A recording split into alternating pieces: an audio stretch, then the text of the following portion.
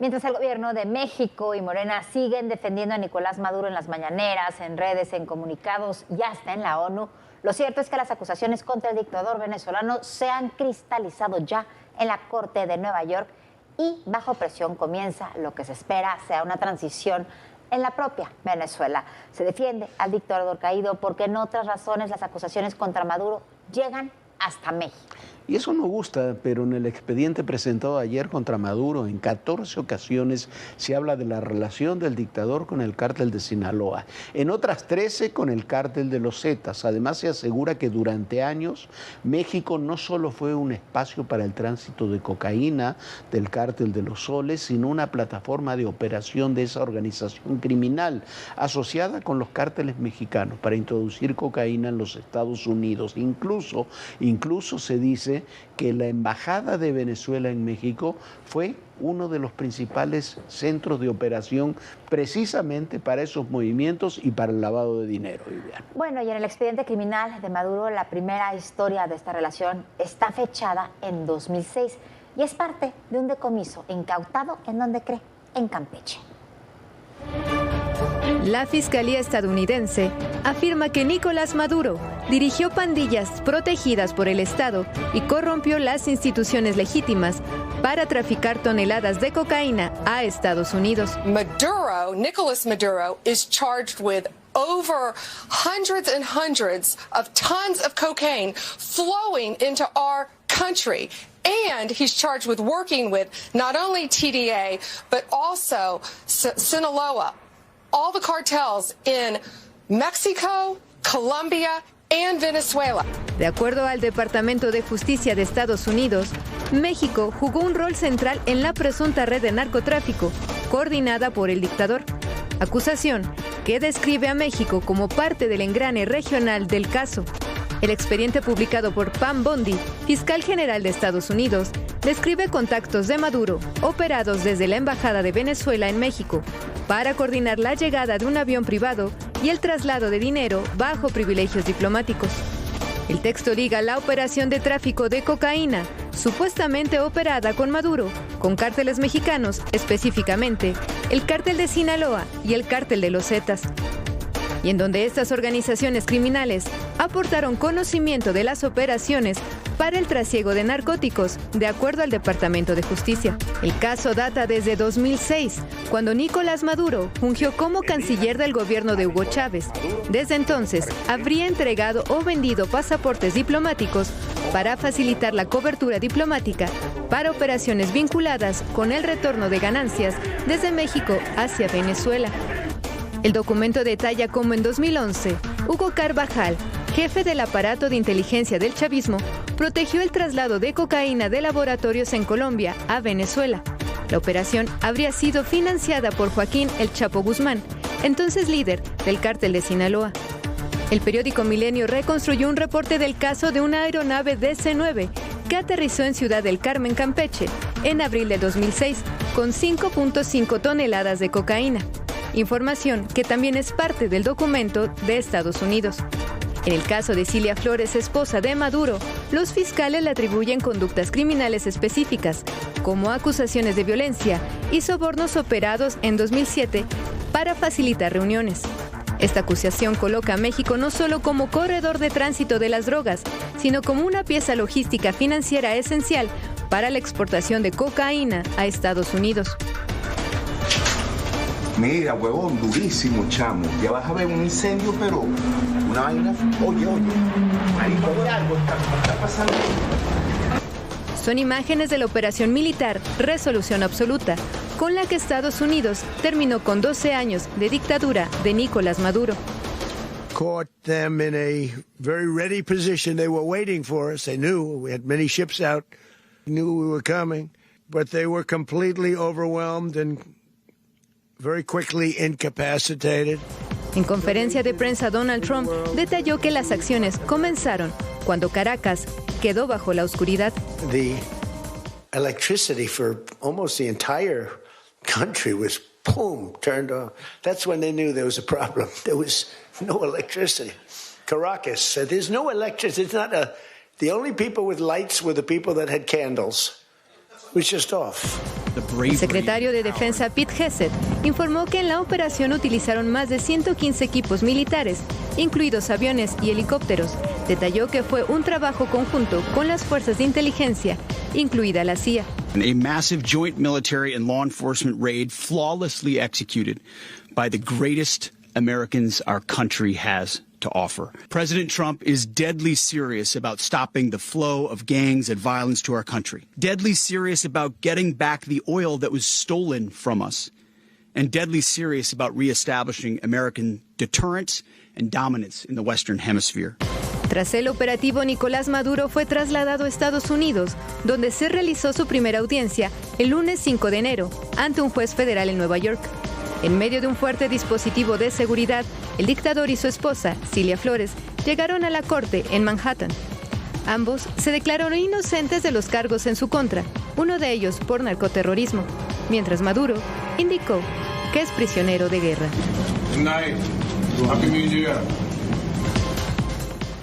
Esta relación que se establece, que platicábamos de Maduro y del chavismo en general y de Diosdado Cabello y muchos otros, de un personaje que se llama Alex Saab y muchos otros, comienza por razones primero originalmente políticas y comienza por las relaciones que establece el chavismo con dos organismos, dos organizaciones armadas que operaban en Colombia, operan todavía en Colombia y que estaban íntimamente relacionadas con el crimen organizado. Primero para financiarse y después se convirtieron, después del Plan Colombia, se convirtieron lisa y llanamente en organizaciones criminales. Una es el ELN, que sigue siendo hasta el día de hoy financiado por el gobierno de Venezuela, y otros son los grupos disidentes de la FARC. La FARC, esa vieja organización guerrillera, se dividió cuando vinieron los acuerdos de paz en Colombia. Una parte pasó a la legalidad y la otra parte se quedó en la ilegalidad, en la clandestinidad. ¿Por qué? Porque se habían convertido lisa y llanamente en cárteles de la droga. Se presentan como grupos armados, pero son parte de organizaciones criminales. Tenían relaciones, viejas relaciones, sobre todo la FARC y el ELN, con el cártel de Sinaloa y después con el cártel de los Zetas. A partir de ahí, de los golpes que recibieron, trasladan sus operaciones, como dice este reportaje, a Venezuela, parte de sus operaciones a Venezuela. Y es ahí donde el gobierno de Venezuela descubre además ese enorme negocio que es el narcotráfico y comienza a involucrarse directamente en él. Maduro todavía no era el jefe de gobierno, tenía otras posiciones, después fue canciller y se convirtió en un factor determinante en toda esa trama, una trama que tiene además muchos otros capítulos y factores, Viviana. Una trama que no solamente es lo que hace operando desde siendo canciller con los pasaportes diplomáticos, sino va mucho más allá y se hacen alianzas mucho más grandes con otros países, como por ejemplo Cuba. El otro factor clave en todo esto es ese país, la isla caribeña. Durante años el régimen cubano dijo que no tenía fuerzas militares en Venezuela, que solo enviaba médicos y personal civil. Incluso lo dijeron que alguno que otro personaje, actor, cantante, bailarín. Y bueno, así lo decía. No hay tropas cubanas en Venezuela. No hay tropas cubanas en Venezuela. No hay tropas de seguridad de Cuba en Venezuela. Cuba no participa con tropas en operaciones militares o de seguridad en Venezuela. Estas calumnias constituyen una ofensa contra el pueblo de Cuba, constituyen una ofensa contra el gobierno de Cuba, una ofensa contra el pueblo de Venezuela y también constituyen un acto de irrespeto hacia la opinión pública, la comunidad internacional, los estados soberanos y también hacia el pueblo estadounidense que merece conocer la verdad.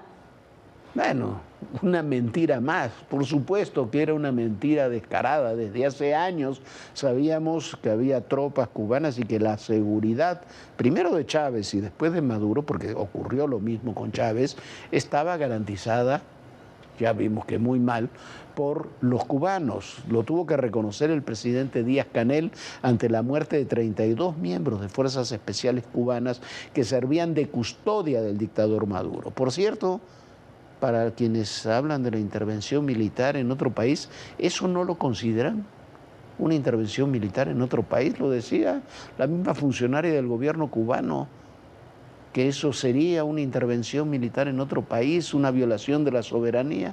Eso es lo que hicieron. Esto es lo que dijo apenas ayer el señor Díaz-Canel, presidente de Cuba. Por Venezuela y por supuesto también por Cuba, estamos dispuestos a dar hasta nuestra propia sangre, hasta nuestra propia vida, pero a un precio muy caro. A continuación damos lectura al decreto presidencial 1147. Miguel Díaz-Canel Bermúdez, presidente de la República. Con profundo dolor, nuestro pueblo ha conocido que durante el criminal ataque perpetrado por el gobierno de los Estados Unidos contra la hermana República Bolivariana de Venezuela, efectuado en la madrugada del 3 de enero de 2026, perdieron la vida en acciones combativas 32 cubanos, quienes cumplían misiones en representación de las Fuerzas Armadas Revolucionarias y el Ministerio del Interior a solicitud de órganos homólogos de ese país. Nuestros compatriotas cumplieron dignamente con su deber y cayeron tras férrea resistencia en combate directo contra los atacantes o como resultado de los bombardeos a las instalaciones y supieron poner en alto con su actuación heroica el sentir solidario de millones de compatriotas. He decidido dictar el siguiente decreto presidencial. Primero, declarar 2 días de duelo nacional a partir de las 6:00 a.m. del día 5 de enero hasta las 12 de la noche del día 6 de enero de 2026. Segundo, disponer que mientras esté vigente el duelo nacional, la bandera de la estrella solitaria se hice a media asta en los edificios públicos e instituciones militares. Tercero, durante la vigencia del duelo nacional, quedan suspendidos los espectáculos públicos y actividades festivas. Lo cierto es que sí había militares cubanos en Venezuela. Por alguna extraña razón, Nicolás Maduro quería que los resguardaran los cubanos. Y bueno, no es algo muy diferente a lo que ocurre en México hoy. Aquí hay miles de médicos, maestros, asesores en temas agrícolas, todos de Cuba, que están en nuestro país y que en realidad no sabemos qué están haciendo o a qué se dedican. Y el gobierno de México le paga por esos servicios al gobierno de Cuba, ni siquiera le paga a los trabajadores. Así eran presentados también en Venezuela. Así eran, pero hay otras relaciones muy complejas que también entrecruzan los intereses políticos y económicos de México, Cuba y Venezuela. Uno de esos temas es el de las despensas, las famosas despensas, un negocio fabuloso durante años en el sexenio pasado.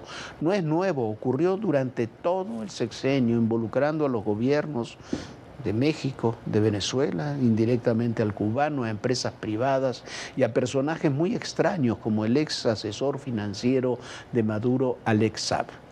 Así lo mostramos y así se lo contamos aquí hace ya, no de hace 5 meses, se lo contamos hace 5 años.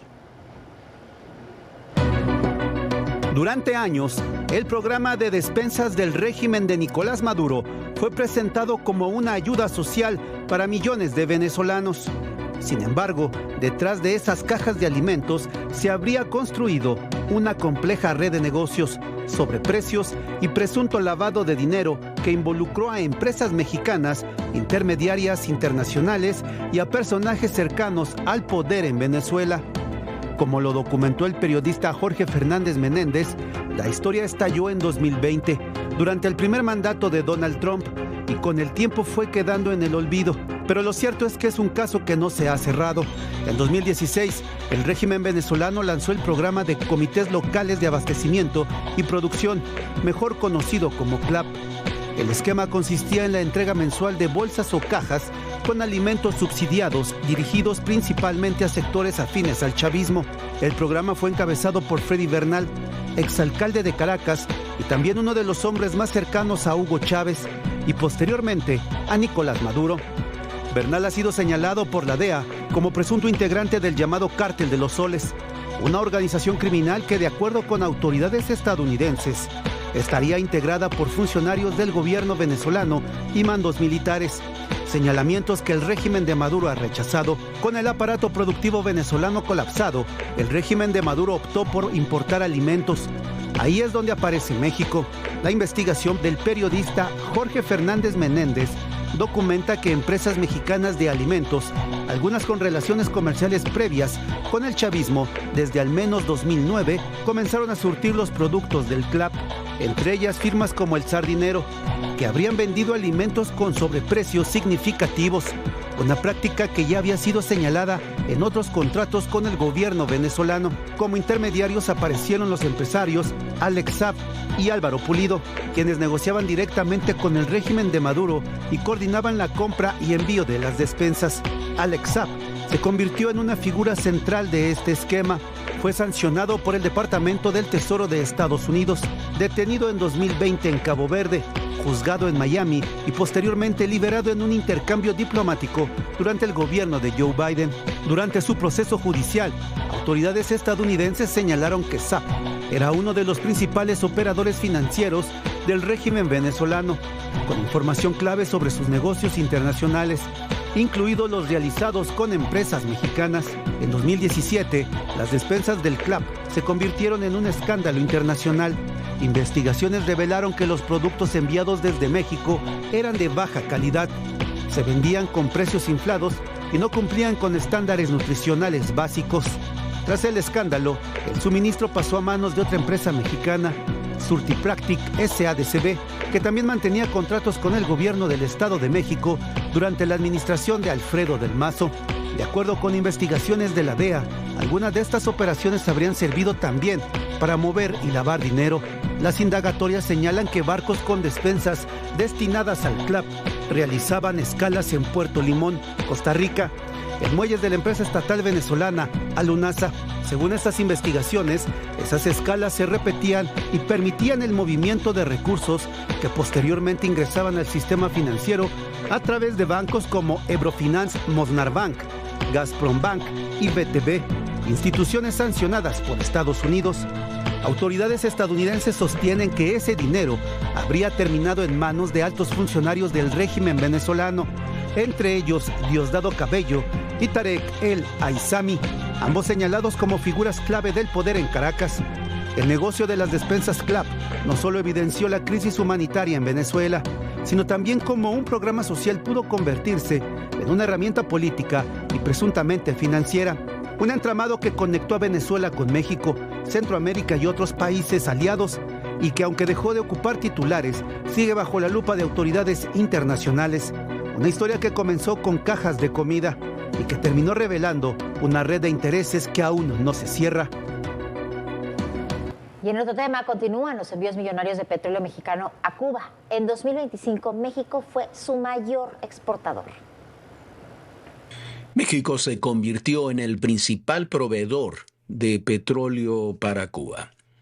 Ante la caída de las exportaciones de Venezuela por las sanciones económicas a las que fue sometido el gobierno de Nicolás Maduro, ese papel fue reemplazado por las exportaciones de petróleo mexicano hacia Cuba. En realidad no son exportaciones, de lo que estamos hablando son de regalos, pero el esquema es mucho más delicado, porque se trata de un proceso, un mecanismo que se utiliza para evitar sanciones, donde el petróleo no termina en la mayoría de las ocasiones en manos de los cubanos, un país que tiene terribles carencias de energía. Termina en los mercados internacionales. Ante la inestabilidad de los suministros venezolanos, Cuba ha recurrido a México con envíos históricamente altos. Los envíos mexicanos son operados a través de una empresa que se llama Gasolinas del Bienestar, cuyo el único cliente que tiene es Cuba. Los datos reportados hasta diciembre del 2025 mostraban que en el primer semestre se habían enviado 3.2 millones de barriles de crudos y derivados a Cuba. Pero entre mayo del 29 de mayo y el 27 de junio se registró un envío extraordinario de 10.200.000 barriles de crudo y 132 millones de litros de gasolina, diésel y turbocina. Para ese embarque extraordinario que se realizó entre mayo y junio del año pasado, se incluyeron 39 embarques. En un solo mes se había enviado más petróleo y más derivados que en los 2 años anteriores.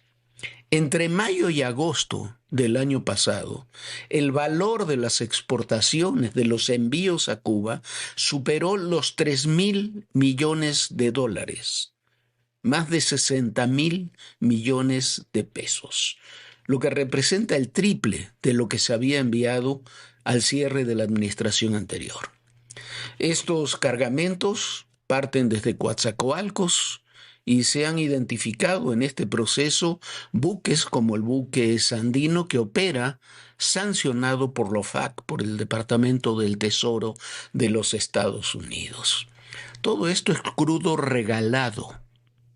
¿Cómo se comprueba? Muy sencillamente. La filial Gasolinas del Bienestar ha reportado las mismas pérdidas que todo el petróleo que le envió a Cuba, su único cliente. Quiere decir que todo el petróleo se dio regalado. Así estamos además en una situación donde esos cargamentos y esos procesos donde se intercambian petróleo por otros productos, se envían a mercados secundarios para desde donde ahí se venden y de donde ahí saca recursos el gobierno cubano, son y serán sancionados por las autoridades estadounidenses. La situación de ninguna forma se puede plantear, se puede defender como un comercio legal con Cuba. No lo es. Es un apoyo directo a la dictadura cubana interrelacionada en este caso también directamente y en medio de muchos otros negocios con los venezolanos. Bueno, y ese es un tema que sin duda están investigando las autoridades estadounidenses muy a fondo. Y bueno, el gobierno de México tendrá que decir qué está sucediendo con este regalo de petróleo al gobierno cubano. El gobierno cubano en este momento está muy preocupado. ¿Por qué? Porque para empezar, con la detención de Nicolás Maduro se le cierra gran financiamiento de lo que tiene, pero ahora solamente está esperanzado en México. Veremos cómo reacciona México y si continúa con este apoyo que tiene a la isla del Caribe. Mientras tanto, las repercusiones de la detención de Nicolás Maduro siguen expandiéndose. Suiza anunció el embargo inmediato de todas las cuentas de Maduro y su familia. Maduro, que decía que ganaba un sueldito chiquitito y que no tenía más que una cuentita de ahorros. Bueno, son millones lo que hay en bancos de ese país. No se dieron a conocer los montos, pero se estiman cantidades enormes. También se asegura que Maduro y otros dirigentes del chavismo tienen cuentas no solamente en Suiza, sino en Turquía, en Bielorrusia, en Qatar, en Rusia e Irán, mientras que los bancos chinos tienen una enorme presencia en Venezuela, Jorge. Y bueno, ahí están las cosas. Hablando de China, este país acaba de anunciar que ya no tiene interés, dijeron, en el petróleo pesado que produce Venezuela, que Venezuela le vendía al mercado chino el 85% de su producción. En otras palabras, China sale del mercado venezolano. Habrá que ver, eso será inevitable si las cosas siguen como están ahora, si salen también de áreas mineras estratégicas que explotan el país sudamericano. Sobre todo explotan el uranio, las tierras raras, coltán, este mineral también, y el oro. Habrá que ver qué es lo que sucede con todo eso. Por lo pronto, el día de hoy, Donald Trump ya dijo que le van a entregar a Estados Unidos, así de entrada, 50 millones de barriles de petróleo. Bueno, y es que dicen que de alguna manera cuando llegó el chavismo expropió las compañías petroleras estadounidenses que estaban operando en Venezuela y que se les robó gran parte del petróleo. Así que veremos qué pasa. Es un tema que va a dar todavía muchísimo de qué hablar. Y no nos olvidemos de nuestra propia seguridad. Ya habrá tiempo para desarrollar específicamente cada caso. Pero en estos días de fin de año hubo golpes importantísimos en México contra grupos criminales. En Jalisco fueron detenidos el suegro y el yerno de Iván Archibaldo Guzmán, al mismo tiempo que en la zona rosa aquí en la Ciudad de México fue asesinado su jefe de seguridad. El círculo en torno a Iván Archibaldo se cierra cada vez más. Sí, también fue detenido Pedro Insunza, un notable narcotraficante, el segundo del Chapo Isidro, el sucesor de los Beltrán Leiva, en guerra desde hace años con los chapitos, pero la violencia también se hizo presente en muchas ejecuciones. Solamente el fin de semana pasado hubo 145 ejecuciones y 2 de muy destacados empresarios en Jalisco. Algo está ocurriendo raro, extraño, bueno, ya sabemos lo que está ocurriendo en Jalisco. Primero, en una operación en la que intervinieron más de 30 sicarios, fue asesinado Alberto Prieto Valencia. Días después fue secuestrado y asesinado Adrián Corona, un muy importante empresario tequilero de la entidad. Ahí está, ya vamos a abordar con mucho detalle estos temas en los próximos días. Bueno, y antes de despedirnos, le contamos que falleció un notable empresario regiomontano, David Garza Lagüera, hijo de don Eugenio Garza Sada y padre de Marcela Garza Santos, esposa de Olegario Vázquez Aldir, director de Grupo Vaso. Mire usted, para nuestros amigos, son nuestros amigos, Marcela y Olegario y sus familias, un gran abrazo solidario nuestro, de quienes hacemos, de todos quienes hacemos todo personal. Sí, un abrazo muy fuerte, en particular a Marce. Bueno, la pérdida de un padre siempre es muy duro y bueno, desde aquí te abrazamos con mucho cariño. Muchísimas gracias por habernos acompañado. Nos vemos mañana aquí en Todo Personal en punto de las 11 de la noche. Sueñe bonito. Bonita noche. Muy buenas noches, Viviana. Muy buenas noches a todos ustedes y recuerden, el poder en la política, todo, pero absolutamente todo es personal. Gracias.